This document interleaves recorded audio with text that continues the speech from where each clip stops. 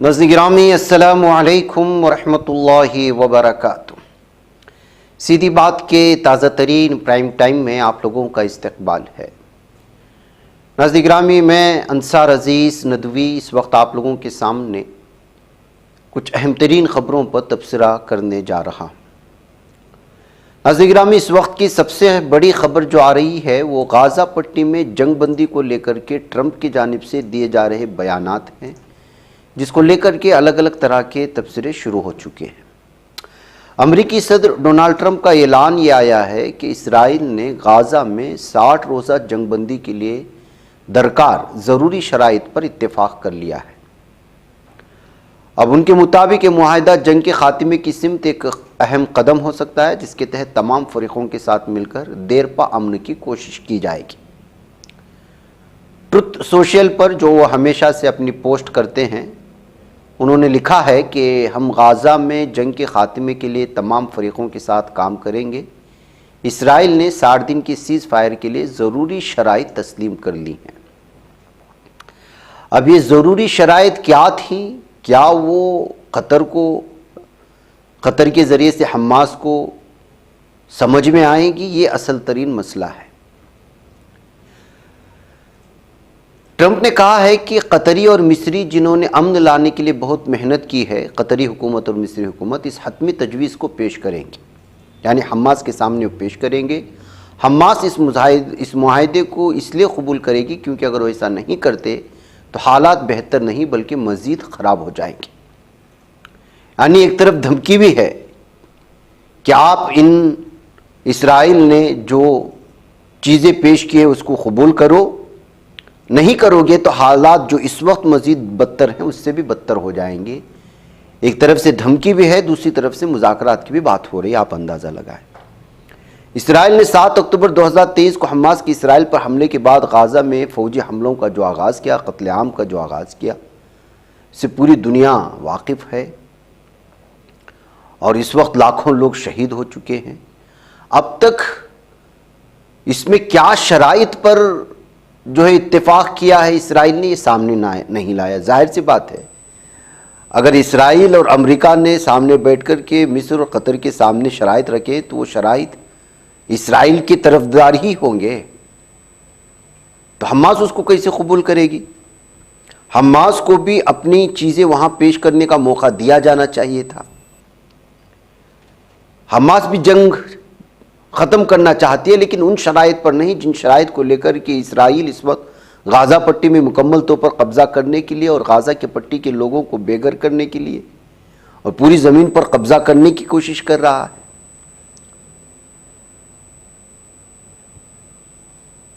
गुज़िश्ता हफ्ते हमास के एक सीनियर अहदेदार ने BBC को बताया था कि सालिसों ने गाज़ा में नई जंग बंदी और यरगमालियों की रिहाई के माहदे के लिए कोशिशें तेज़ कर दी हैं, लेकिन इसराइल के साथ मुज़ाकरात ताअत्तुल का शिकार है। ताहम इसराइल का मानना है कि तनाज़ा तभी ख़त्म हो सकता है जब हमास को मुकम्मल तौर पर ख़त्म कर दिया जाए। यानी कि किसी भी तौर पर इसराइल हमास को वहाँ बर्दाश्त नहीं कर पा रहा है। दूसरी जानिब हमास तवील अरसे से मुस्तकिल जंगबंदी और गज़ा से इसराइल के मुकम्मल इनक़ला का मुतालबा कर रहे हैं कि आप मुकम्मल तौर पर यहाँ से निकल जाओ, जंगबंदी हो जाएगी। एक तरफ मार भी रहा है, हमले भी कर रहा है। जो लोग आटा लेने जाते हैं उन पर हमले करता है, स्कूलों पर हमले करता है, हॉस्पिटल्स पर हमले करता है, कैंपों पर हमले करता है, पनाहगुज़ीन जहां जा रहे हैं। बल्कि कल एक वीडियो वायरल हुई, आपने देखा होगा कि तन्हा शख्स आटे की बोरी लेके जा रहा है, उस पर बम बराह रास्त बम बरसाता है। वो वीडियो कैसे दिखा पाएंगे हम आपके सामने? कत्लो गारिदगिरी की। और हमने कल वो वीडियो भी आपको बताई थी, वो तफसीर भी, कि किस तरह 5 साल बच्चा और जो माँ अपने हाथ में लेकर के आटे का इंतजार कर रही थी, उसको बराह रास्त गोली मार करके कत्ल कर देता।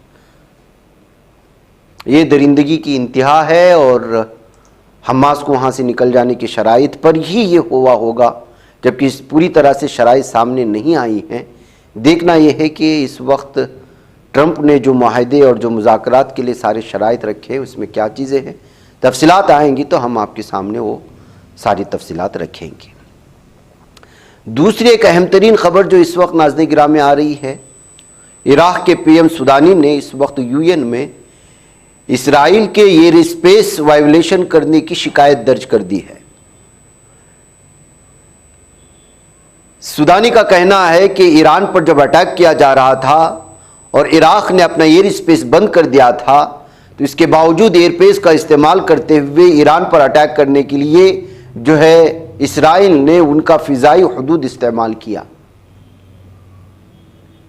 तो आप अंदाजा लगा सकते हैं कि ये किसी की नहीं सुनता है। ये दरिंदा, इस दरिंदे को पहले जो है वो लगाम लगाना चाहिए। ये कहते हुए इस वक्त दुनिया यूएन से मुतालबा कर रही है और ये पागल अरबों को पता ही नहीं है कि यूएन पूरी की पूरी उसके कब्जे में है।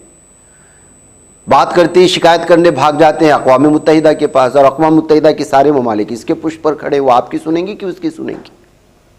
बेवकूफ़ी की भी इंतहा होती है। उधर यमन से दागे गए बैलिस्टिक मिसाइल ने काबिज इसराइल में खौफ हरास फैला दिया है। यमन लगातार इस वक्त इसराइल पर जो है हमले कर रहा है। यमन से दागे गए एक बैलिस्टिक मिसाइल ने फिलिस्तीन के मकबूजा इलाकों की फ़िज़ा को लर्जा कर रख दिया। जैसे मिसाइल की इत्तला मिली, काबिज इसराइल के तमाम शहरों और कस्बों में खतरे के सायरन बजे, लोगों में खौफ हरास फैल गया, इधर उधर भागने लगे। एक एयरपोर्ट पर भी बाकायदा जाकर के बैलिस्टिक मिसाइल गिरा, जहाँ की जो है सारा का सारा आमदोरफ्त का सिलसिला ख़त्म कर दिया गया कई घंटों तक। और इस बात को जो है खुद यमन की तंजीम ने भी कबूला है और इस सिलसिले में तफसीलात फराहम करने की कोशिशें की हैं। जैसा कि अंसारुल्लाह फ़ौजी तर्जुमान ने इस बात को कबूला है और अल जज़ीरा के हवाले से ये तफसीलात भी आ रही हैं कि हमने एक हाइपरसोनिक बैलिस्टिक मिसाइल से जाफा में जो है एक एयरपोर्ट को निशाना बनाया और ऑपरेशन में इस कामयाबी से अपना मकसद भी हासिल कर लिया, जिसकी वजह से लाखों लोग पनागाहों में भाग गए। हवाई अड्डे की कार्रवाइयाँ रोक दी गई। बग़ैर पायलट की फ़िज़ाई गाड़ी ने जाफा, अस्कलान और उम्मुर्राश में हसास अहदाफ के ख़िलाफ़ 3 कार्रवाइयाँ की गई हैं। तो उधर नाज़रीन गिरामी, अल-क़स्साम की जानिब से भी खबर आ रही है कि हमने खान यूनिस के शिमाल में एक इलाके से मिसाइल फायर किए, जहाँ दुश्मन की गाड़ियाँ जो है नैर इसहाक और मफातहिम की बस्तियों की तरफ थी, उनको जो है जा लगी, वहाँ भी नुकसान पहुँचा है। अभी अल अरबी के हवाले से एक तफसीलात आ रही है। जब मैं न्यूज़ रिकॉर्ड कर रहा था तो इसमें दावा किया गया है कि जो है एक और टैंक को निशाना बनाया गया है, जिसमें 4 सहनियों को ज़ख्मी कर दिया गया है बुरी तरह से। ये इस वक्त जो है गाज़ा पट्टी में यमन की जानिब से, अल-क़स्साम मुजाहिदीन की जानिब से इस वक्त की ताज़ा तरीन जो हमले से होने वाली तफसीलात आ रही है वो मैंने आप लोगों के सामने पेश किया है।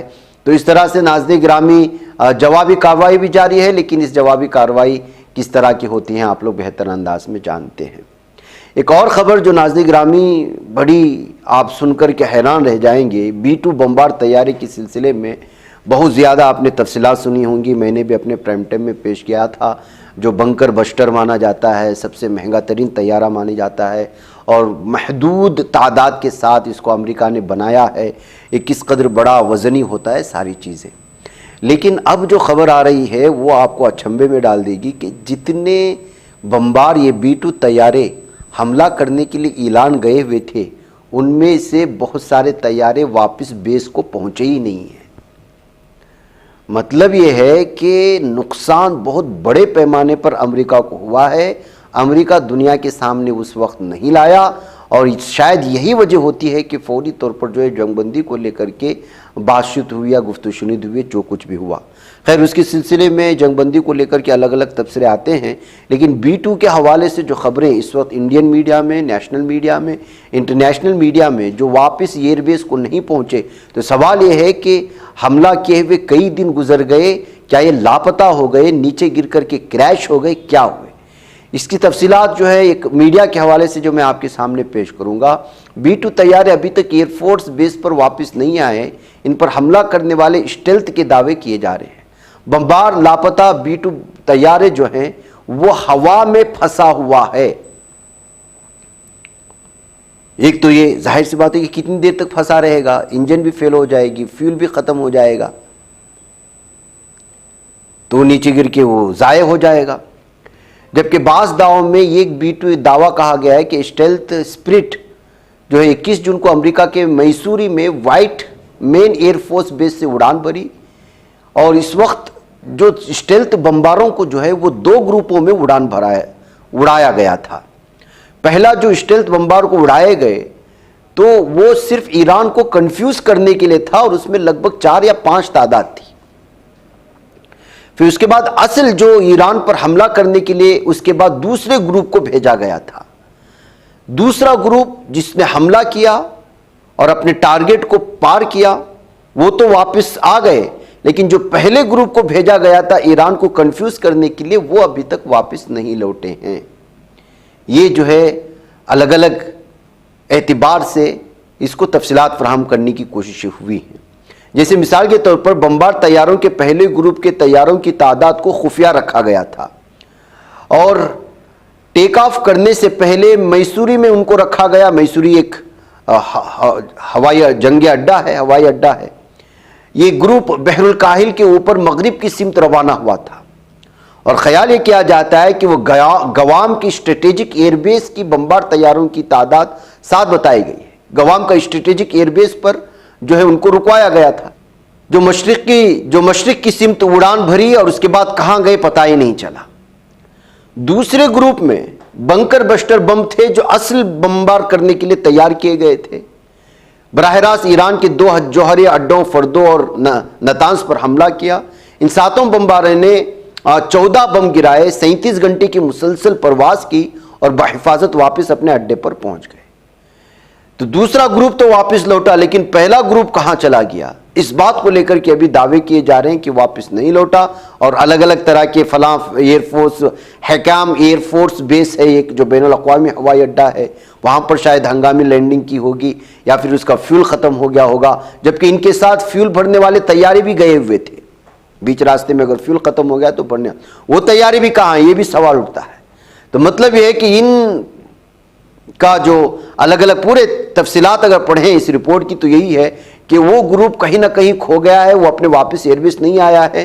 क्या ईरान ने उसको मार गिराया या ये कि हवा में वो फंस गए, ये सारी तफसीलात अभी तक तो सामने नहीं लाई जा रही है। और ये अमेरिका की सबसे बड़ी नाकामी मानी जा रही है कि उसने एक स्ट्रेटेजिक हमले का मनसूबाबंद बनाया, ईरान को कंफ्यूज करने के लिए एक ग्रुप भेजा, लेकिन जो कंफ्यूज करने वाला थे वो खुद कंफ्यूज हो गया है, वो वापस भी नहीं लौट रहा, हवा में फंस गया, किसी ने मार गिराया, किसी दुश्मन मुल्क में फंस गया है, किसी ने उसको अगवा कर लिया है या टेक्निकी तौर पर कहीं गिर गया है और कोई बता नहीं रही दुनिया में ताकि उसकी टेक्निक हासिल कर सके।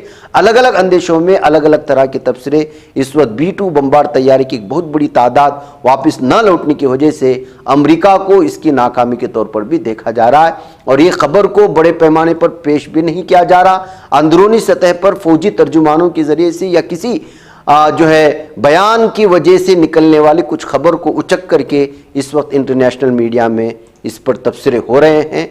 जाहिर सी बात है कि 4-5 की तादाद भी अगर उन्होंने कंफ्यूज करने के लिए इन बम्बार तैयारों को फ्यूल भरने वाले तैयारों के साथ अगर भेजा है तो मतलब यह है कि करोड़ डॉलरों का नुकसान हुआ है।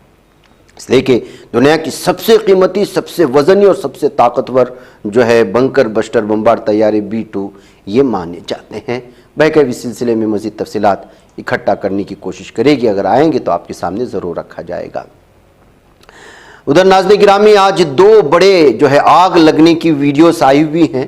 सबसे पहले जो इस वक्त आ रहा है वो जो है सोमालिया का जो अदन एयरपोर्ट है वहाँ पर अचानक इस वक्त जो है आग लगा है बहुत बड़े पैमाने पर। जब ये न्यूज़ रिकॉर्ड की जा रही थी उस वक्त ये ताज़ा खबर आई थी। अब ये क्या किसी के हमले की वजह से हुआ या फिर कोई हादिसाती तौर पर यहाँ पर आग लगी है ये बताया नहीं जा रहा। कितना बड़ा नुकसान हुआ है इसकी भी अभी तक तफसीलात नहीं आ रही। मुमकिन है कि जो है रात या कुछ देर बाद तक इसकी सारी सोमालिया के कैपिटल मोगादिशो में ये अदन एयरपोर्ट मौजूद है और इस वक्त इसको अदन के जो अब्दुल्ला उस्मान डार है जो पहले प्रेसिडेंट थे सोमालिया का, उनका नाम दिया गया है इस एयरपोर्ट को। वहीं पर ये बहुत भयानक आग देखने को मिल रही है। धुआं जिस तरह से इस वक्त बादलों को जो है छूटा हुआ नज़र आ रहा है, महसूस यही किया जा रहा है कि कोई बड़ा हमला हुआ होगा जिसकी वजह से ये तबाही मची है। अभी जब कुछ तफसीलात मज़ीद आएंगी तो आपके सामने रखा जाएगा। इसी तरह आज नॉर्थन कैलिफोर्निया से भी एक वीडियो आई है जहाँ पर जो है फायरवर्क फैसिलिटी में बहुत बड़ी आग लगने की वजह से जो है धमाका हुआ है। इस धमाके की वजह से भी धुआं जो है वो बहुत बड़े पैमाने पर फैलता हुआ नज़र आ रहा है। इससे भी महसूस किया जा रहा है कि बहुत बड़ा नुकसान शायद वहाँ होगा।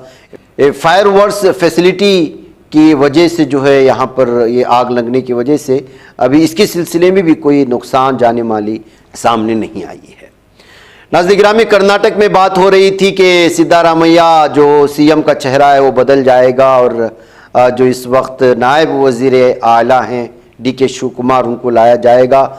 3-4 दिन से मेन स्ट्रीम मीडिया में भी हंगामा मचा हुआ था और कांग्रेस को लगातार घेरने की कर्नाटक में कोशिशें हो रही हैं। कुछ कांग्रेस लीडरान के अंदरूनी बयानात हैं, कुछ बाहरी बयानात हैं, कुछ आपसी तनाज़ात हैं, कुछ दुश्मनियां हैं, कुछ बहुत सारी चीज़ें हैं इस वक्त जो कर्नाटक में खिचड़ी पक रही है। और ये वैसे भी कर्नाटक है, यहाँ नाटक ज़्यादा होता है सियासत में, और हर साल और हर जब भी हुकूमतें बदली हैं आपने कर्नाटक के सियासी नाटक को देखा होगा। इस वक्त भी नाटक करते हुए कुछ लीडरान अपने मफाद के लिए, ज़ाती मफाद के लिए, ज़ाती गर्ज के लिए कभी जो है ज़ात पात का कार्ड खेलने शुरू कर देते हैं। तो ऐसी सूरत हाल में महसूस यही किया जा रहा था कि सीएम सिद्धारामैया शायद इसके लिए जो है अब उनको हटा दिया जाएगा, क्योंकि यहाँ के कुछ लीडरान को दिल्ली भी बुला लिया गया था और फिर जो है सरजेवाला जो है वो कर्नाटक में बेंगलोर में आकर के कई दिनों से बैठे हुए थे। इस सिलसिले में मुख्तलिफ़ किस्म के सियासी तबसरे थे, सीएम का चेहरा बदलने वाला था। 90% इस सिलसिले में जो है महसूस किया जा रहा था, लेकिन अचानक फिर से वही हुआ जो चाहते थे यहाँ की अक़लियतें कि सीएम सिद्धारामैया ही कुर्सी पर बने रहें, और क्योंकि वो सबके चहीते भी हैं। तो ऐसे में जो है आज मल्लिकार्जुन खड़गे से इस सिलसिले में चिकबल्लापुर में कुछ यहाँ पर खुसूसी प्रोग्राम है कर्नाटक के लीडरान का, वहाँ उनको घेर लिया। तो उनसे बार बार यही पूछे जाने लगे, तो फिर उन्होंने वापस मीडिया से ये पूछ बैठे कि आपको किसने कहा कि जो है सीएम बदलने वाले हैं। जब सब लोग कह रहे हैं कि सीएम सिद्धारामैया रहेंगे, तो आप कहें कि कौन इस तरह की बात कर रहे हैं। कहते हुए वापस उन्होंने मीडिया को जवाब देने की कोशिश की, जबकि रणदीप सुरजेवाला ने साफ वाज़ेह कर दिया है कि कर्नाटक में सीएम सिद्धारामैया ही रहेंगे और अपने पूरे 5 साल मुकम्मल करेंगे। फिर अगले जो इंतखाबात होंगे उसके बाद देखा जाएगा कि कौन सीएम बनेगा। बहरकैफ कर्नाटक के सिलसिले में जितने भी तबसरे थे इस वक्त जो है वो उनकी कोई अहमियत नहीं है सीएम के चेहरे को बदलने को लेकर के, इसलिए कि हाईकमान का बयान भी आ चुका है और यहाँ के लीडरान भी अब इस तमाम चीज़ों को लेकर का, इसलिए कि खुद जो है DK शिव कुमार का भी जो है बयान आ गया है कि हमारे पास दूसरा क्या ऑप्शन रह गया है। जाहिर सी बात है कि जो है सीएम सिद्धारामैया ही रहेंगे। उधर नाज़रीन गिरामी में पार्लियामेंट में सिक्योरिटी चूक का मामला सामने आया था। आप जानते हैं दिल्ली हाईकोर्ट ने इन 2 मुल्जिमान को आज जमानत दे दिया है, मगर सोशल मीडिया और मीडिया से दूर रहने की हिदायत की है। जहाँ ये वाक़या 13 दिसंबर 2023 को पेश आया था, जब पार्लियामेंट की सिक्योरिटी में संगीन खामी देखी गई थी। उस दिन 2001 के पार्लियामेंट हमले की बरसी भी थी, जिसके सबब इस वाक़े को मज़ीद हसास समझा गया था। जस्टिस सुब्रमण्यम प्रसाद और जस्टिस हरीश वैद्यनाथन शंकर की बेंच ने नीलम आज़ाद और महेश कमावत को 50,000 रुपये के ज़ाती मचलके पर और इतनी ही रकम की 2 ज़मानतों पर रिहा करने का हुक्म दिया है। अदालत ने इन दोनों को ये सख्त हिदायत भी दी है कि इस वाक़े से मुतालिक किसी भी मीडिया इदारे को इंटरव्यू न दे और ना ही सोशल मीडिया पर कोई पोस्ट करे। वह नाज़रीन गिरामी में सूरत हाल उस वक्त किस कदर बड़े पैमाने पर दिखाई गई थी और ये पार्लियामेंट पर बराह रास्त हमला माना गया था और पार्लियामान मेंबर ऑफ पार्लियामान को और उनकी सिक्योरिटी को लेकर के भी जो है एक बहुत बड़ा चैलेंज माना गया था। इसी सिलसिले में जो है अब जाकर के उन मुल्जिमान को ये, जबकि एहतजाजन अंदर घुसे हुए थे और स्टूडेंट्स थे मुख्तलिफ तंजीमों से ताल्लुक़ रखने वाले, जाहिर सी बात है कि वो मामला पार्लियामेंट से जुड़ा था, तो बहुत सख्त जो है इस पर निगाह रखी गई और पूरी तरह से जो है अब उनको ज़मानत मिलने की बात सामने आई है। नाज़रीन गिरामी हिमाचल प्रदेश में कुदरत का कहर जारी है। 11 मकामात पर बादल फटे हैं, हर तरफ तबाही का मंजर है, 10 लोगों की मौत हो चुकी है। सूरत हाल बहुत ख़तरनाक होती जा रही है। 20 मकान और 15 मवेशी घरों को नुकसान पहुंचा है। 11 मकामात पर बादल फटे हैं, 406 सड़कें बंद हो चुकी हैं, 1515 ट्रांसफ़र ख़राब हो चुके हैं, 171 पीने के पानी के मंसूबों के नुकसान पहुंचा है। गुज़श्ता 24 घंटों के अंदर जो है मंडी ज़िले के सिंधोल में 223.6 मिलीमीटर बरसात हुई है और दर्जे हरारत में 1 से 2 डिग्री की गिरावट सामने आई है। कांगड़ा में भी जो है दर्ज हरारत मामूल से 11 डिग्री नीचे दर्ज की जा रही है, तो 10 लोगों की मौत हुई है। धर्मपुर सब डिवीज़न में 7 मकामात पर बादल फटे हैं। मकान ज़मींदोज़ होने और सैलाब के पानी बहने से लोगों की लगातार जो है जाने जा रही हैं। 30 लोग लापता हैं। अब इसमें से पता नहीं कितने ज़िंदा बचेंगे और कितना जो है वो हलाकतों की खबरें आएंगी।